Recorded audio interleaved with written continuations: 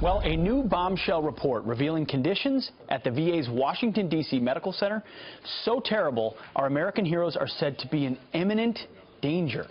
Just some of the findings from the VA Inspector General there include lack of supplies, dirty storage areas, and no system to weed out recall products, including long wait times. This is just 3 miles from the White House. So here to react to this development is VA whistleblower Brandon Coleman, a whistleblower at the Phoenix VA. Brandon, thanks for joining us this morning. First of all, your reaction to the fact that this Washington, D.C. hospital was found to be in such condition, just 3 miles from the White House. First off, Pete, I think we can both agree that no veteran should ever be put at risk, whether it's Seattle, Washington, Phoenix, Arizona, or Washington, D.C. But there's actually some progress in this story, and you and I have both hit this pretty hard over the last 3 years.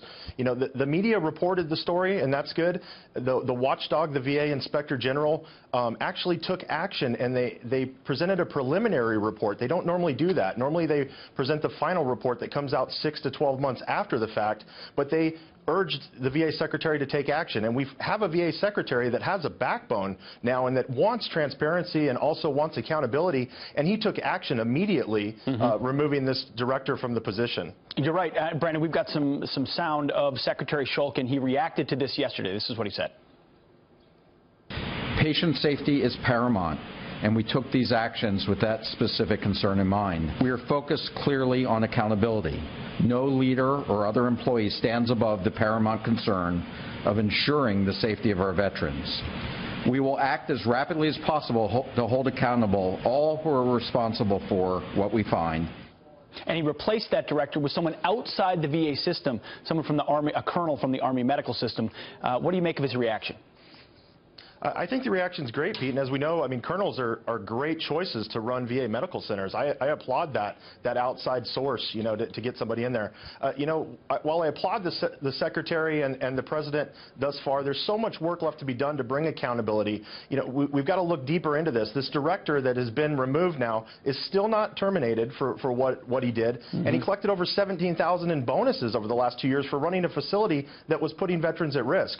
We need things, the secretary's hands are tied. We need things like the VA Accountability First Act. So the Senate needs to act so we can give the secretary the power to get rid of a lot of these bad apples. And Brandon, you're referring to a bill that has passed the House, is pending in the Senate, and there's a big push to get it passed. The president has said he will sign it. The VA secretary says he wants it, which would give him the ability to finally fire employees like this. There was another development this week at the VA.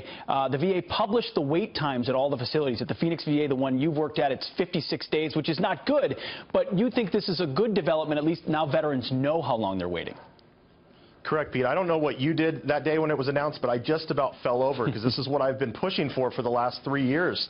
And the thing about it, it's a huge positive forward because veterans can now go on the Access to VA Care website and look up their medical centers. And you're right, places like Phoenix are at 56 days. There's clinics in Los Angeles averaging 78 days. But the fact is that Secretary Shulkin, I've got to give credit when credit is due, is actually pushing for some transparency, putting these numbers out there for veterans to see. And, that's a huge step forward compared to what we had during the last administration. Yeah, that's right. You can't turn around the Titanic of a bureaucracy like the VA overnight, but if you can hold people accountable and provide some transparency, that sunlight can start to change a culture, which is what folks like you have been calling for a long time. Brandon Coleman, Phoenix VA whistleblower, thanks for your insight this morning. We appreciate it.